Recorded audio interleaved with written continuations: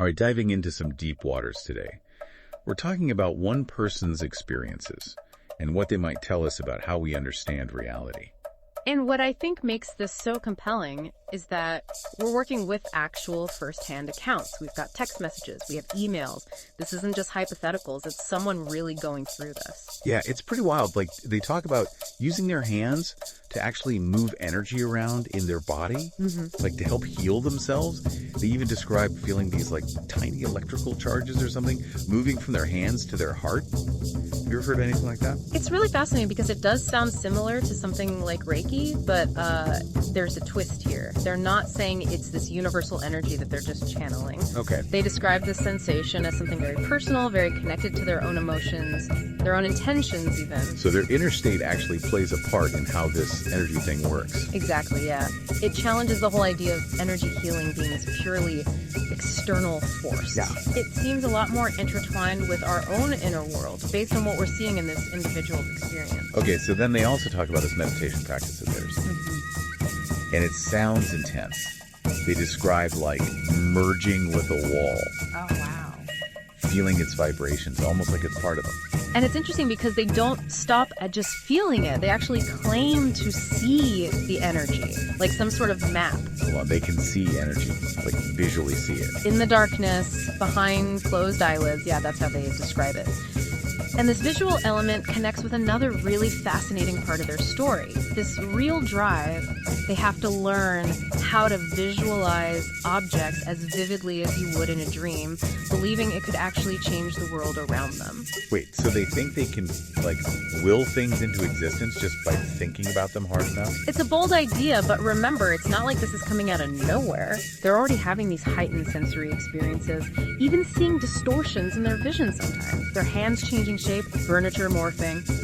They see this as a sign that their mental state is already impacting their physical reality, even if it's unintentional at this point.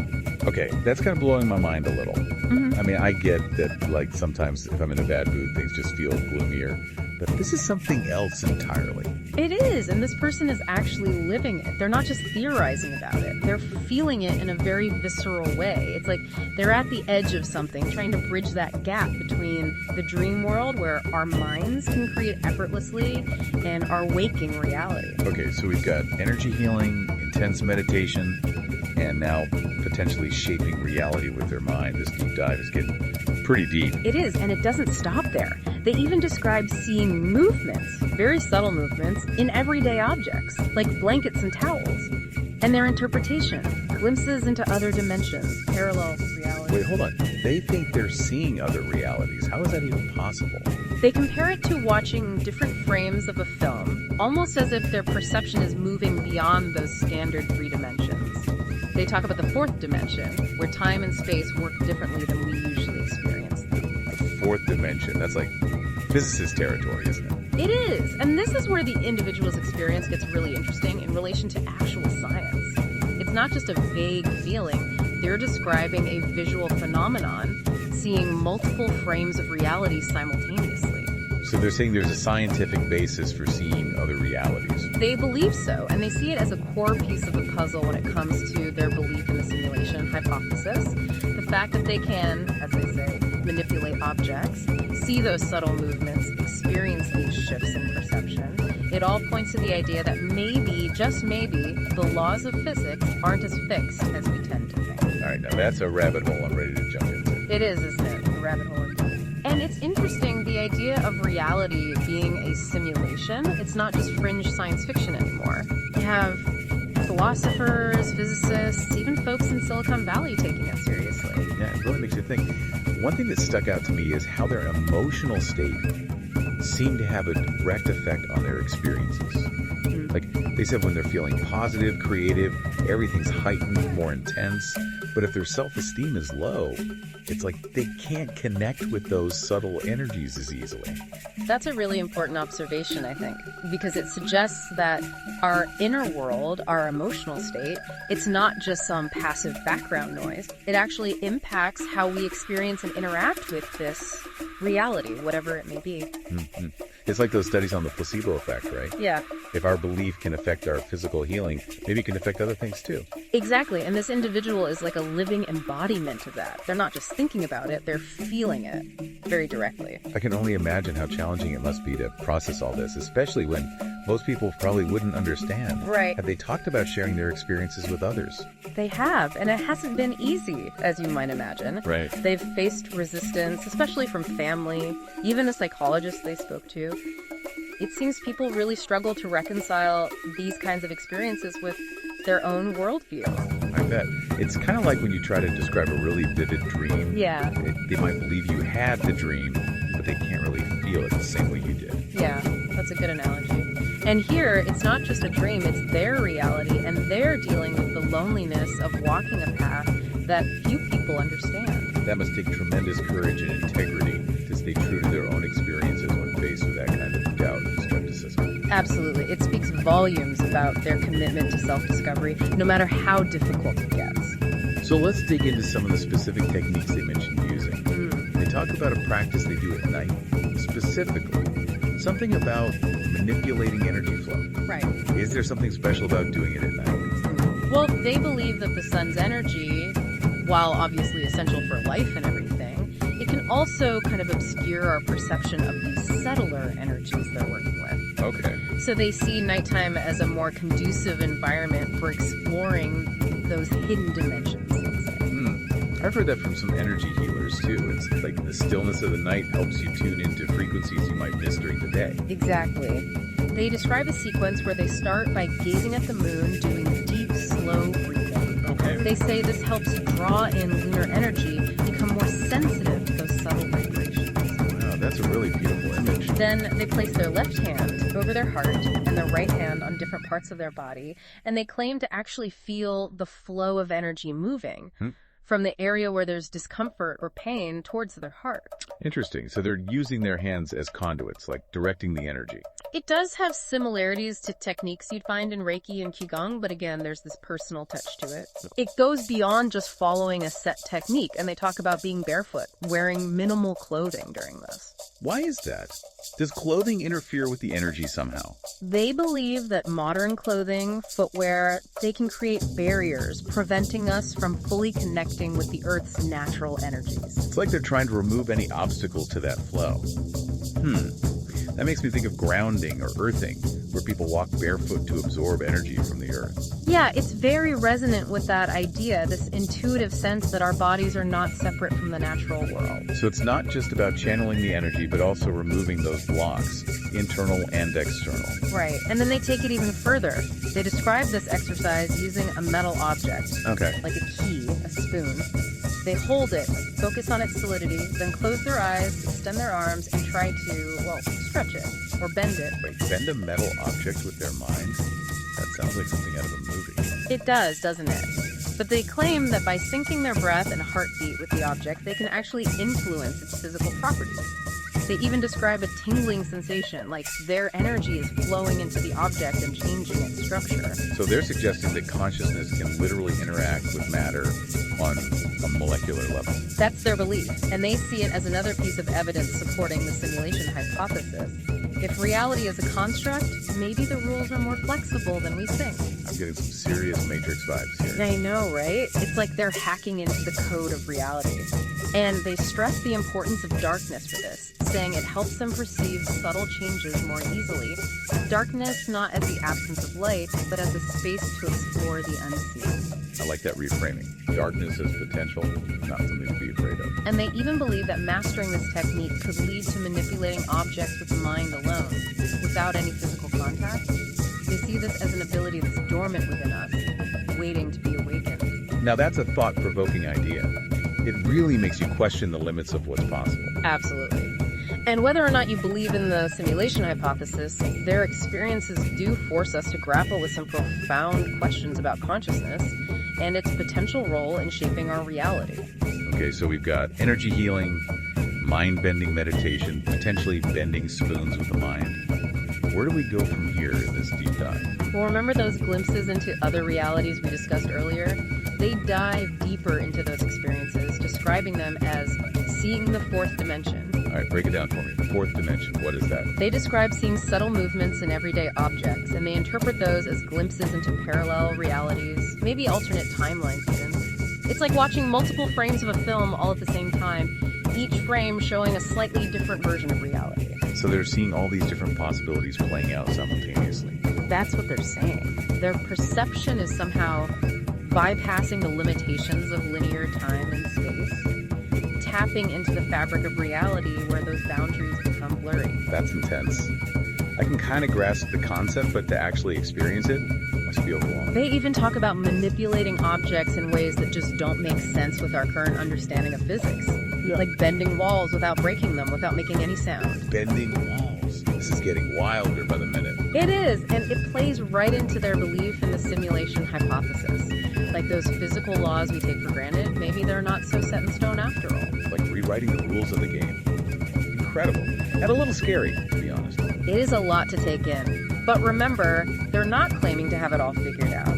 They acknowledge the mystery of these experiences, the limits of human understanding. Which honestly makes it more believable, you know? If they came across as having all the answers, I'd be a lot more skeptical. It's more about sharing their journey, inviting us to consider the possibility of a reality that's much more expansive and mysterious than we tend to think. I am considering it. And I can see why the simulation hypothesis is so appealing to them with these experiences that seem to defy the laws of physics. It's a fascinating intersection of personal experience and theoretical science, and they're walking that tightrope, pushing the boundaries of both. This deep dive is definitely the wildest one we've done yet, and there's clearly more to unpack. I'm eager to hear what else they've discovered. Well, their exploration doesn't stop at bending spoons and seeing other realities. They talk about this profound connection to what they call their inner light. Inner light. What do they mean by that? They describe it as a source of energy and awareness, something that resides within each of us. They connect it to the concept of divine consciousness, suggesting we're all expressions of this universal creative force. Like the spark of the divine that connects us all. Do they say how to cultivate it, how to access this inner light? They believe practices like meditation and self-reflection can help us tap into that inner light, connect with our true potential, align with our higher purpose even. That aligns with a lot of spiritual teachings I've come across. But given all their other experiences, I imagine their meditation must be pretty intense. They describe moments where they feel detached from the linear flow of time, experiencing multiple timelines or realities simultaneously, like being in a dream where the normal rules don't apply. Wait, they're experiencing multiple timelines in meditation? Is that even possible? That's what they claim. And they see it as a glimpse into the true nature of reality, beyond the limitations of how we usually perceive things, aligning with those theories about multiple dimensions, parallel universes, but experienced directly through their consciousness. This is mind-blowing stuff. The idea of time being fluid, having access to other timelines, exciting and terrifying at the same time. It definitely challenges our conventional understanding of reality, and as you might imagine, navigating those experiences hasn't been easy. They face skepticism, ridicule, even accusations of mental instability. It's gotta be tough. It's hard enough talking at a strange dream without someone questioning your sanity. Yeah. But this is a whole other level. It is, and it's a testament to their strength that they've continued on this path despite those challenges. They see their experiences, as unconventional as they are, as valuable insights into consciousness and human potential. That's inspiring. Not letting fear or societal pressure hold them back, following their own path. And it's led them to some really intriguing insights. They talk about the role of physical intimacy in our development, both energetically and spiritually. Okay.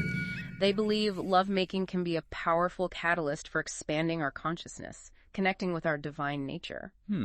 That's a beautiful way to look at it. I've heard people talk about the energy exchange during intimacy, but they're taking it to a deeper level. They see sexual energy not just as a biological drive, but as a sacred force that can be harnessed for healing, transformation, even spiritual awakening. So they're suggesting sexuality is a path to a higher level of consciousness. In a way, yes. When approached with reverence, intention, they believe it can dissolve the boundaries between self and other, leading to a profound sense of unity, interconnectedness. It's a perspective that honors the sacredness of that experience. They also share a really practical technique for when these experiences experiences become too intense, too overwhelming, they recommend lying naked on the earth, letting their body directly connect with the planet's energy field. That makes sense, actually. I felt a calming effect from being in nature, but I never thought about it as a way to discharge energy. They believe it helps release excess energy, reduce stress, restore harmony. They see the earth as this source of wisdom and healing, a living being supporting us on our journey. A nice reminder that we're part of nature, not separate from it. And speaking of connection, they go into social dynamics, how our collective beliefs, our behaviors shape our reality. Okay, so from personal energy work to the collective consciousness, how do they tie those two together?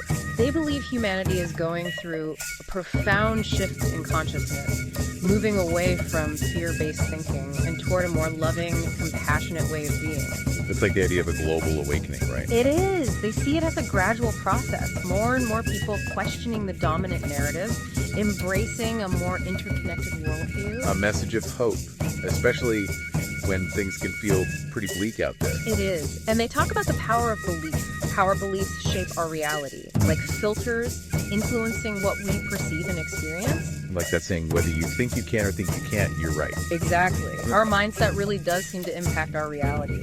And they believe that by becoming aware of our limiting beliefs, we can start to dismantle them, open ourselves up to new possibilities. So becoming more conscious creators of our experience, more intentional. And it's remarkable how they embody that in their own life. They've faced pressure to conform, to compromise their values, but they've chosen to stay true to themselves. That's true integrity, right? It's not easy to stand by your truth when everyone around you is questioning it. They see authenticity as essential for personal growth, for spiritual evolution even. It's like a rebellion against those forces that try to limit us. Exactly. And then their exploration takes another unexpected turn when they start talking about their connection to Jesus Christ. Wow, that's a big leap. What do they connect with in the story of Jesus? They see parallels between their experiences and the challenges Jesus faced, recognizing themes of sacrifice, authenticity, standing up for one's truth even when it's difficult. They find inspiration in Jesus' example, seeing him as a model for navigating the human experience with grace and compassion. Sounds like they're finding a spiritual framework that speaks to them. They are, and it's led them to reflect on the nature of sexuality and spirituality as well. They challenge the view of homosexuality as incompatible with spiritual growth. A bold stance, given how religion has often excluded LGBTQ plus individuals. They point to Jesus' inclusive ministry, embracing people from all walks of life. They argue that true spirituality is about love, compassion, acceptance, qualities that transcend labels and categories. It's a message that invites us to rethink our definitions of spirituality, embrace a more inclusive understanding. And this questioning extends to organized religion as a whole. They're critical of rigid doctrines, the tendency to judge and exclude those who don't conform. It's a common theme among people who have these unconventional experiences, feeling alienated from traditional religious structures. They believe true spirituality is a personal, experiential journey, not something imposed from the outside. They encourage people to seek their own truth, connect with the divine in their own way, let go of beliefs that no longer serve them. A call to reclaim our spiritual autonomy. And what's amazing is they live this out. Their exploration of consciousness is woven into their everyday life. They're constantly noticing subtle energies, synchronicities, connections that most people miss. They see the world differently, experiencing the dance between the seen and unseen, the material and spiritual. Like their reality is infused with magic. And they're not content to keep it to themselves. They're driven to share their insights, help others awaken to their own potential. Not just seeking personal enlightenment, but raising the collective consciousness. Exactly.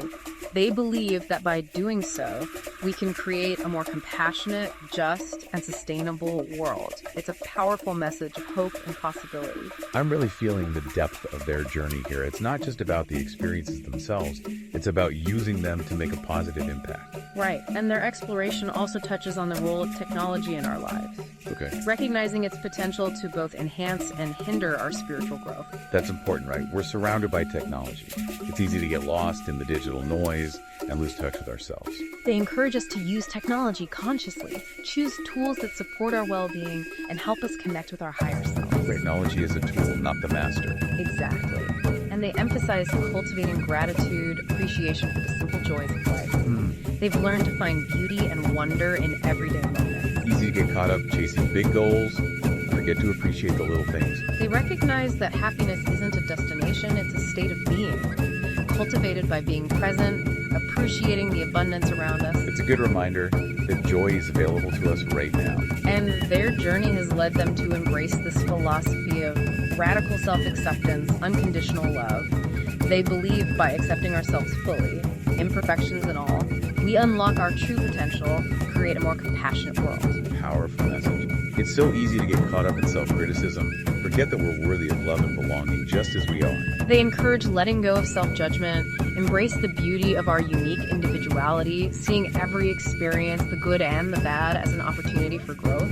Every part of the journey shapes who we become. And their exploration has even led them to question the assumptions of materialism, the belief that the physical world is all there is. So going beyond a purely scientific understanding of reality. They believe consciousness is fundamental, it precedes and shapes matter. Okay. We're all co-creators of our reality, our thoughts, beliefs, actions.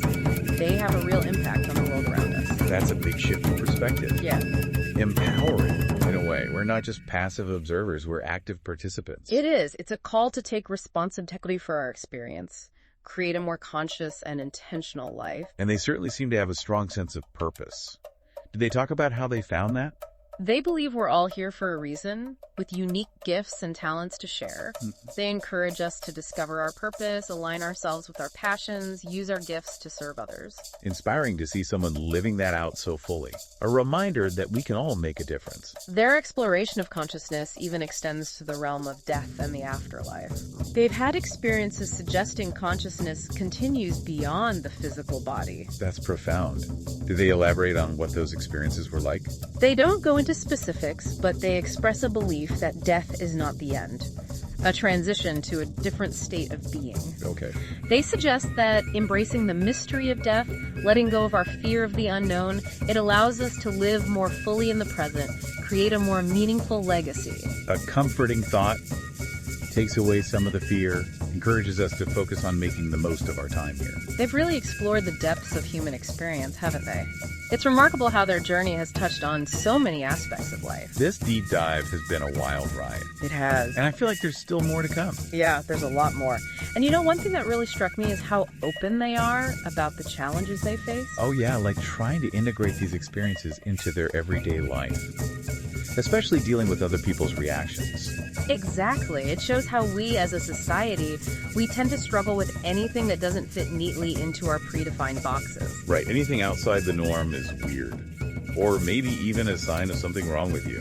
They even mentioned a psychologist who, while acknowledging their experiences were real, seemed hesitant to fully validate them. Yeah, worried about professional repercussions.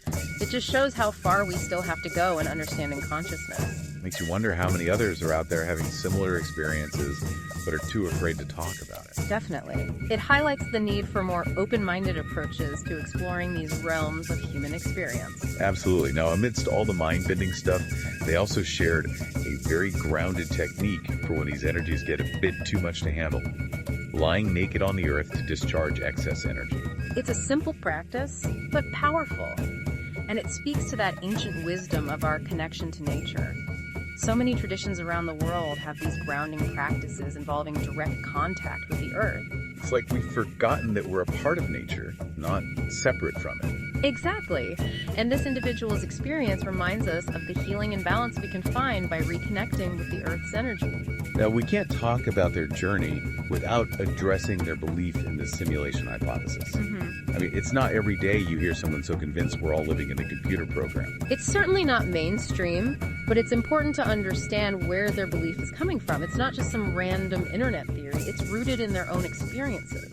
The manipulating objects, perceiving subtle movements, those shifts in perception that defy our understanding of physics. Like they're saying, this is what I'm living, how else do you explain it? Right. And to be fair, some of their experiences do line up with cutting-edge ideas in physics and cosmology, suggesting our understanding of reality might be a lot less complete than we think. It's definitely a mind-bending concept.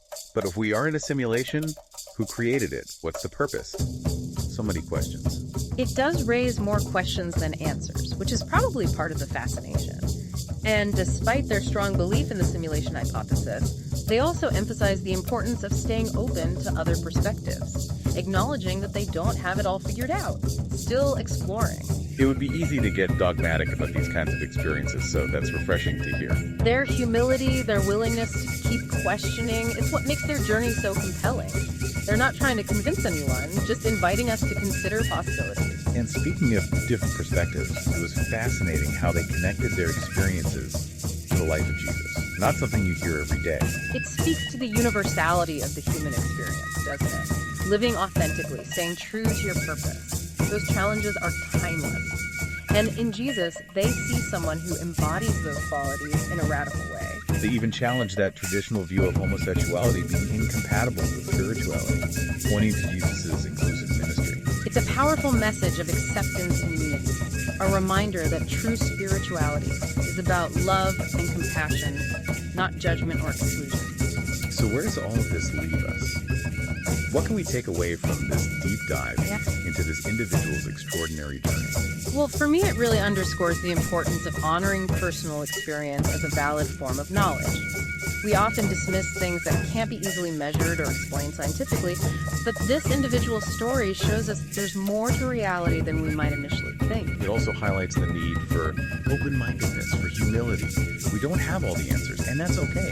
That's part of the beauty of exploring. And maybe most importantly, it reminds us that we're not alone. There are others out there exploring these realms of consciousness. And by sharing our experiences, we can learn and grow together. It's a call to embrace the mystery of existence, to live authentically, purposefully, in alignment with our deepest truth. Well said.